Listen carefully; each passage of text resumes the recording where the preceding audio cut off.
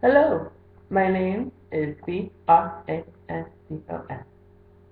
you get that? Brandon. Awesome.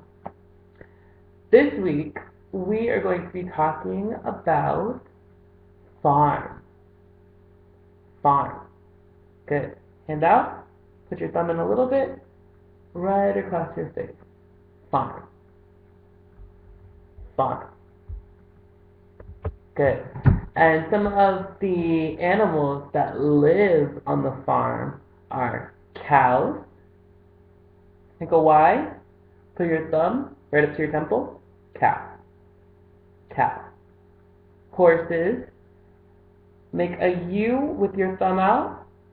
Put it right at the same place as cow. Horse. Horse.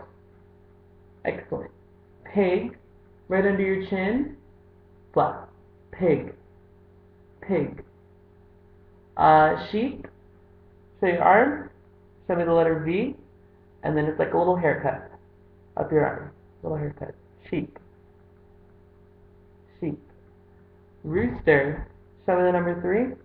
Put your thumb right on your forehead. Rooster. Rooster. Excellent. I will see you guys later.